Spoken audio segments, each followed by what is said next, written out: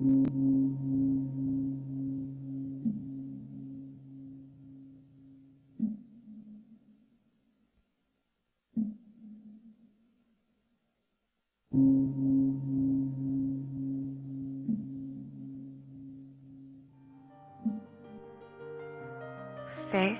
é uma palavra que significa confiança, crença, credibilidade.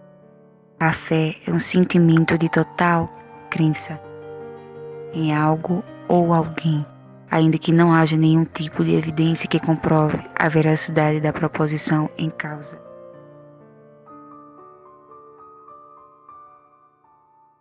Nós espíritas, o que importa é sua ação diante do próximo.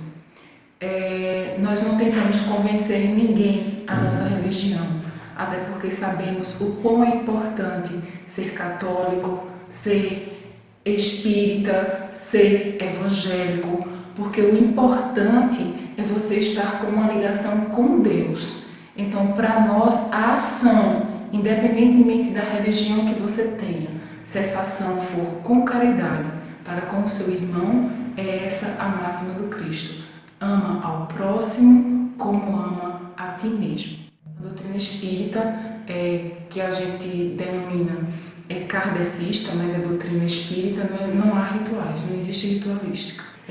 A doutrina espírita, existem várias denominações espiritualísticas, como por exemplo Umbanda, Quimbanda, outras, mas a doutrina espírita ela foi baseada na codificação de Allan Kardec. A caridade é que deve mover o mundo.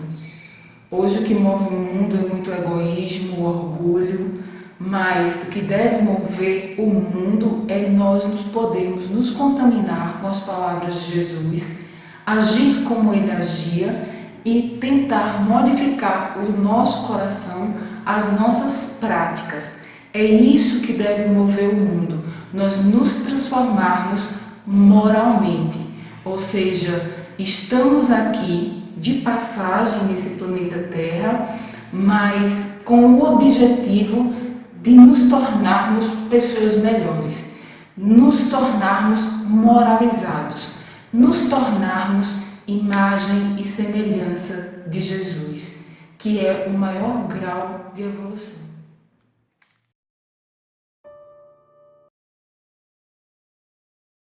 A ideia de misticismo religioso está muito vinculado à ideia de um certo mistério que as sociedades, elas de alguma maneira não conseguem responder, né? Ou seja, quando, em algum momento da nossa história, né, durante o período pré-histórico, por exemplo, você tem algumas dessas manifestações disso que a gente poderia chamar de misticismo, né? Ou seja, de uma certa relação com a transcendência, com o cosmo, ou qualquer outra denominação que às vezes esses povos eles dão a essa realidade que às vezes não conseguem explicar.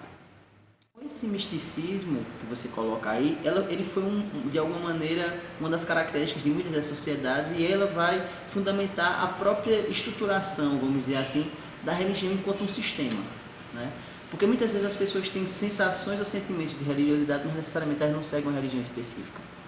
Essa é uma questão muito importante de pensar, porque a religiosidade seria um sentimento de relação com o universo que necessariamente não está mediado por líderes religiosos, por uma doutrina, por crenças específicas nesse sentido aí. É mais uma condição onde o indivíduo ele pensa sobre a realidade e sobre a condição humana, principalmente as condições limites da humanidade, como por exemplo a morte, né? E tenta empregar um significado ou tenta construir uma certa lógica, né, uma certa racionalidade para explicar por que é que nós morremos, por exemplo, ou o que vai acontecer depois que a gente morre.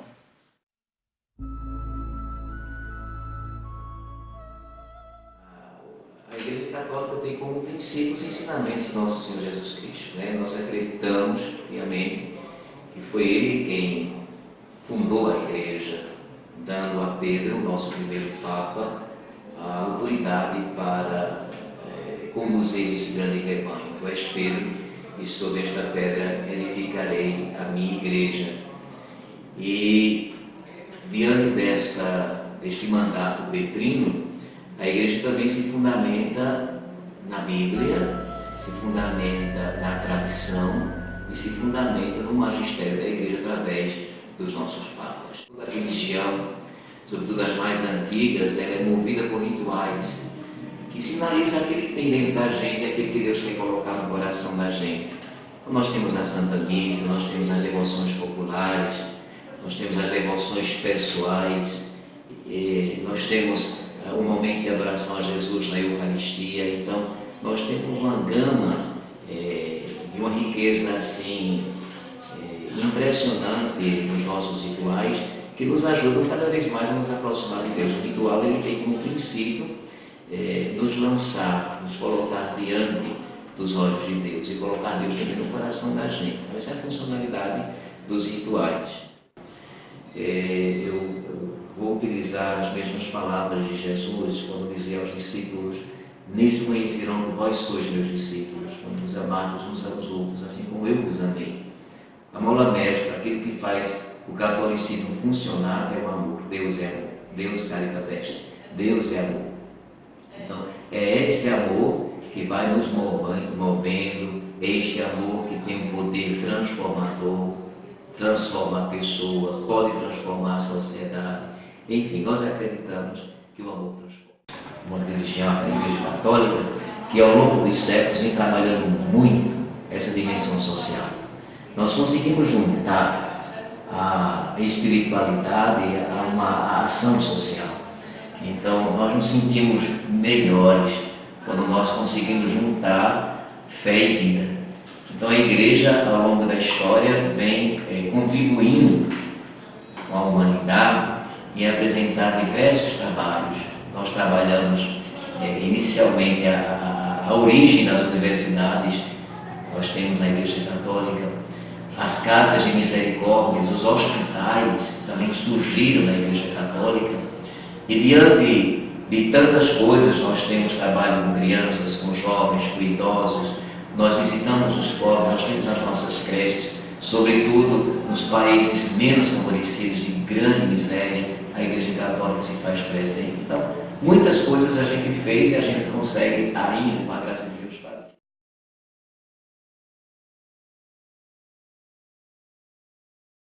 Todas as sociedades humanas, elas de alguma forma, elas construíram um sistema para pensar essa relação com o transcendente, né? essa relação com aquilo que a gente chama de Deus. Por exemplo, tem uma tribo na Amazônia, os Pirarãs, que é uma tribo que vive no município de Humaitá, que tem em torno das 500 pessoas, que, por exemplo, eles não têm nenhum princípio ordenador nesse sentido. Eles não acreditam naquilo que eles não podem ver, né? Ou seja, eles teriam uma certa relação com um certo materialismo aí, né?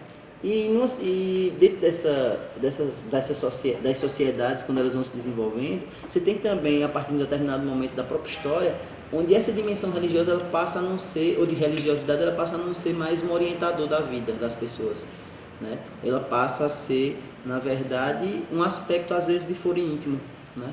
Ela passa a ser muitas vezes, ou ela é substituída por outros tipos de relação com aquilo que não se explica, né? A ciência, por exemplo, é uma tentativa de fazer isso. Por mais que ciência e religião elas não sejam a mesma coisa, elas têm princípios e lógicas de operação bem diferentes, se a gente observar bem. Tem uma ciência que é construída a partir do século XVI, né, que tenta, em um primeiro momento, não rivalizar com a religião ou com o sentimento de religiosidade como algo, vamos dizer assim, que faz parte dessa estruturação do humano, né, da humanidade ou dos sentimentos humanos, né? Se você pegar Newton, por exemplo, se você pegar boa parte de uma tradição da física que vai tentar explicar os fenômenos da natureza, naquele momento específico eles não estavam preocupados em provar se Deus existe ou não. Muitos deles estavam imbuídos, inclusive, em tentar justificar a própria existência da transcendência. Você pega o discurso do método, por exemplo, Descartes, você tem uma passagem lá onde ele vai explicar e onde ele vai tentar provar que Deus existe, né? Essa tradição que tenta romper um pouco com essa lógica de relação com a religião, né, no sentido de colocar religião e fé em campos opostos, aí é uma tradição que começa a se estruturar de forma mais intensa a partir do século XVIII, né? Ou seja, até o século XVIII você não tem ateus, por exemplo, pessoas que não acreditam no nosso Deus. A própria expressão ateu é uma expressão que é utilizada, a raiz da palavra significa aquele que não acredita no nosso Deus. Então muitos são qualificados de ateus porque não acreditam num certo modelo de Deus existente, né? por conta da nossa tradição cultural ocidental, esse Deus praticamente está representado em quê? Está representado no Deus cristão, né? Ou seja, no Deus que o cristianismo construiu como explicação de ordenamento do mundo. Mas se a gente observar bem, essa rivalidade ela começa a partir do século XVIII com os filósofos iluministas, com o racionalismo cientificista, onde na verdade você vai começar a ter esse confronto entre a fé e a ciência como coisas que não são conciliáveis. Elas operam em lógicas diferentes. Eu costumo até na sala de aula, quando a gente está trabalhando um pouco sobre conhecimento, falar um pouco sobre isso. Ou seja, a ciência ela não trabalha com a mesma lógica que a religião trabalha, a religião enquanto expressão, né? Ou seja, a ciência não trabalha com a ideia da verdade absoluta. O indivíduo que crê em alguma coisa, ele está pensando na verdade, ou ele tem muito claro uma verdade absoluta. Por mais que hoje você tenha muitas confusões nesse sentido, né? Pessoas que têm determinadas posturas e que, assim, do ponto de vista, inclusive filosófico, mas que tem essa relação com a espiritualidade, que é uma outra questão também que é colocada.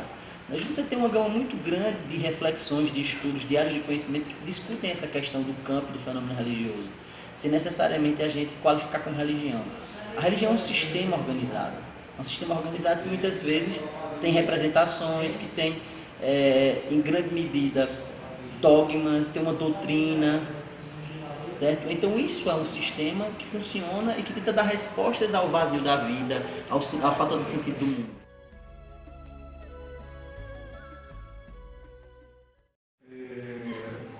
A gente tem o nosso culto, acontece na quarta-feira à noite, no sábado pela manhã e domingo à noite, né?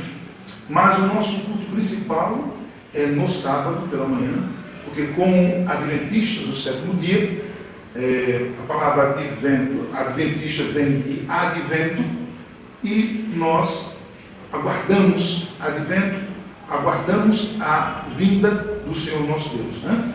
E do sétimo dia, porque guardamos o santo sábado do Senhor. Por isso somos adventistas do sétimo dia. Então, o nosso culto ele está voltado para essa doutrina, a doutrina de guardar o santo sábado de Deus, né? Como está escrito na Bíblia, os mandamentos de Deus. A mensagem de Cristo é a salvação eterna. Nós vivemos essa esperança, porque Cristo morreu e ressuscitou e provou para nós que a ressurreição ela é real, e quando ele voltar nas nuvens dos céus, ele virá buscar o seu povo, né? O povo que o aguarda para viver a eternidade ao seu lado. Então essa é a esperança da salvação eterna que nós acreditamos e aguardamos. A fé é a nossa base. A Bíblia diz que nós vivemos pela fé. Então a nossa base é a fé. É a fé que nos dá a sustentação. É a fé que faz com que a gente acredite naquilo que ainda não vemos. Nós acreditamos na volta do Senhor Jesus e acreditamos na eternidade, na vida por vir. Então a fé é o que dá a nossa motivação para acreditar em tudo isso, mesmo sem ver, mesmo sem ainda ter chegado o momento. Nós cremos, e isso é fé. A mensagem que nós, e aí não seria só minha, mas nós, né, da Igreja Adventista do sétimo dia, é que as pessoas deveriam procurar se ter um encontro com Jesus através da sua palavra. As pessoas precisam buscar, através do estudo da Bíblia, o conhecimento da verdade, para que elas possam tomar uma decisão e buscar cada vez mais o Senhor Jesus Cristo. Porque a sua palavra, ela confirma que é necessário que a gente o busque em espírito e em verdade. E a gente só pode encontrá-lo, né, através da palavra. Ele disse: você não pode ir ao Pai se não for por mim. Se nós desejamos ir ao Senhor nosso Deus, nós precisamos ir através do Senhor Jesus Cristo. Olha, tem uma frase de um teólogo, na verdade holandês, mas que praticamente é brasileiro hoje, porque já desde os anos 50 ele mora no Brasil, Carlos, que ele disse que a fraternidade é a face humana de Deus.